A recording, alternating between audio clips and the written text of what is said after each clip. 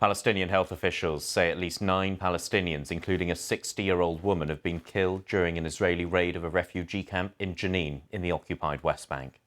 Palestinian media has shown video of explosions and heavy gunfire in the camp. The health ministry said the situation was critical, with many people wounded and ambulances unable to get to them. Israeli reports say security forces went into Jenin to arrest a member of the armed group Islamic Jihad, said to have been planning an attack. Our Middle East correspondent Tom Bateman reports. A storm of gunfire and tear gas in a packed urban refugee camp. Israel's raid began early this morning. More than 100 military vehicles entered the camp, say witnesses. It is the most deadly single Israeli raid into Jenin since a new wave of violence hit the region last spring. We heard gunshots. We fled into the Jenin club and we stayed under siege there for 3 hours. The army besieged us in the club and we heard the sounds of clashes. After about an hour, military bulldozers destroyed cars on both sides of the road, then destroyed the club's wall.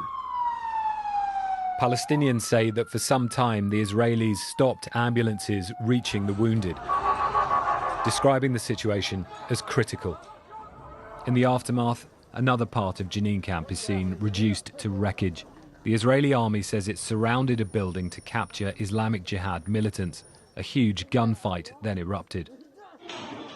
The children's ward of a local hospital was hit by tear gas, say health officials, and Palestinian leaders have called for urgent international help, calling this a massacre. Israel says it acted based on precise intelligence of major attacks by Islamic Jihad. The army raids have been near nightly for months now, as Israel says it's been acting to stem the worst spate of attacks in years against its citizens. It had already been a deadly month for Palestinians in the occupied West Bank, with 20 killed so far in January, militants and civilians. A boy like this should have been able to have his childhood. What happened to that right? In Dheisheh refugee camp during a raid last week, soldiers shot dead a 13-year-old boy, Amr al-Khamour. The army said some Palestinians threw stones, petrol bombs and explosive devices, but gave no specific account of why the teenager was shot. At the family home, neighbours arrived to mourn.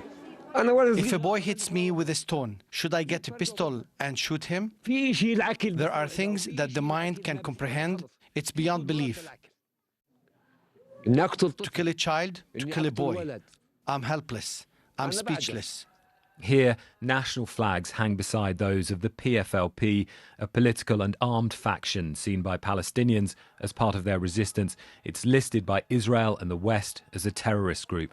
America's top diplomat arrives in the region in days. The US has already said it is deeply concerned about escalating violence. It worries too about a political crisis in Israel, as fears mount of a much further flare-up. Tom Bateman, BBC News, Jerusalem.